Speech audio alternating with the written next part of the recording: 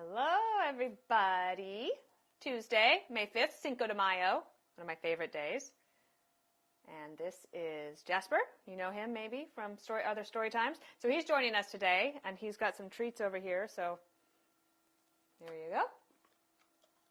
There you go. He's paying attention today. I woke him up from a nap. So this is a cute little book. It's called How to Solve a Problem: The Rise and Falls of a Rock Climbing Champion by Ashima Shiraishi.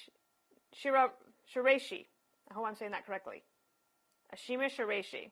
And it's illustrated by Yao Chow. And it is the publisher, published by Make Me a World, which is pretty cool. So my niece is a rock climber, and I know that that's very, very cool. And so this is based on a real story. She is a climber, a rock climber, and she practices a lot.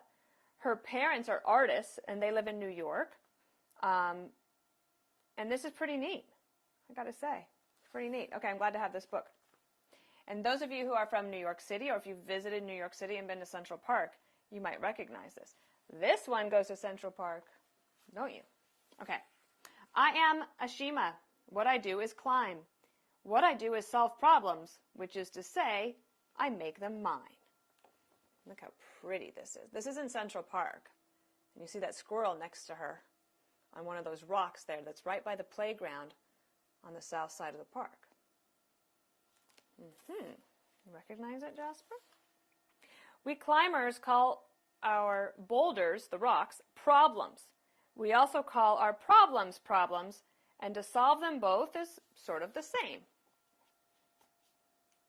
There she is. Let's see what she means by that. Once I had a problem, and it stretched into the sky. It was tremendously endless. It was bigger than thinking. It was as huge as the air or the night or the planet. It was a problem bigger than any I had ever seen. And I had seen plenty. Look at how she illustrates her problem and how big her problem was, all the way up to the sky. Right, Jasper?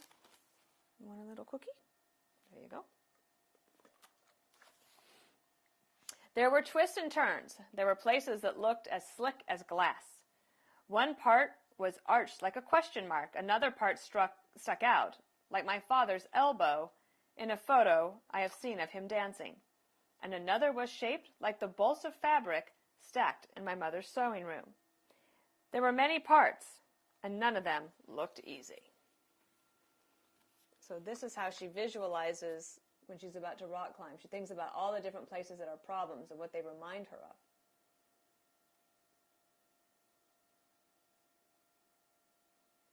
Okay.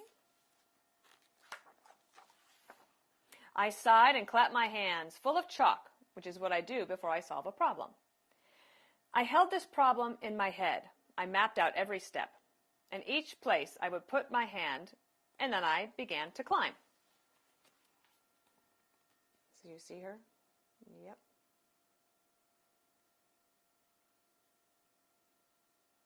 So she maps it out in her head, which is kind of interesting. That's an interesting way to solve problems, not just rock climbing. I dug my toe into the dot of the question mark, jammed my fingers into the bend of my father's dancing elbow, kicked my leg over my mother's fabrics.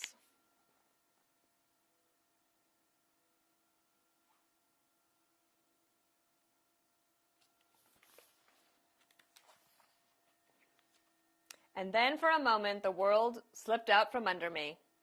I was climbing on nothing but air.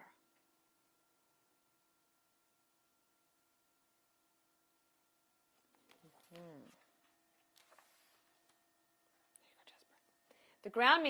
The ground beneath me rushed up and pressed into my back like the hand of a giant named gravity.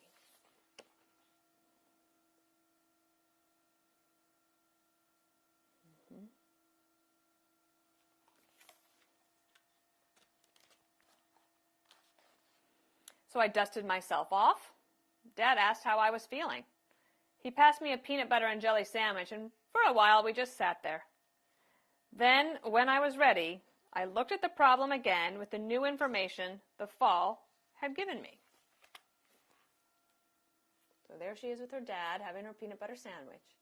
And then she's looking back at the same problem to see what is new. Okay. Each fall is a message, a hint, an idea. A new way to move from over there to over here. And so I started, and so I fell. And so I climbed again, listening to what the fall had told me. So here she is, trying again and again, different ways to try to make sure she gets up the rock and solves her problem.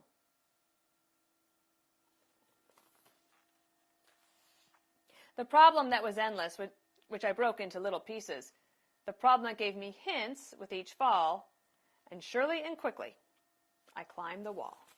Look at her there, getting up there.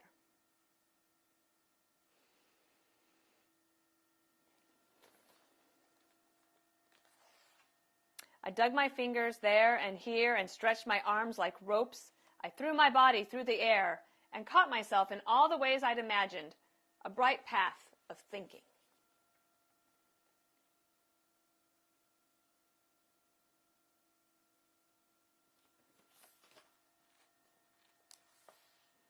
And there, at the top of the problem, I looked down at the bolts of fabric, the dot of the question mark, the bend of the elbow, and I waved hello at the memory of how hard the problem was. And you can see here how she got up there. Yep, you see it, Jasper? And looked for one more problem to solve. Here she is looking at the stars and thinking how she could climb those.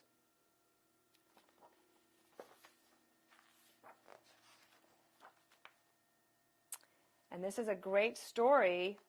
This is a true story, as I said. And Ashima, when she was 3 years old, she starts. And this is at age 6, age 7, age 8, 9, all the way up to when she's 15. And she wins the Youth World Championship. So what's next for her? Is the sky the limit? I don't know. I mean, I really like rock climbing. When I was a kid, I loved rock climbing. I didn't do it as a sport. I did it for fun.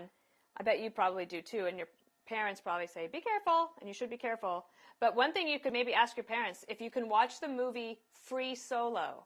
It's a documentary about a world-renowned, a famous rock climber and his triumphs.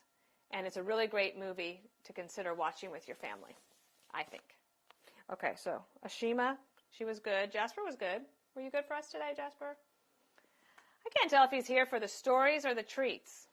What do you think? Probably the treats. All right. Have a good day, everybody. I'll see you tomorrow. Bye.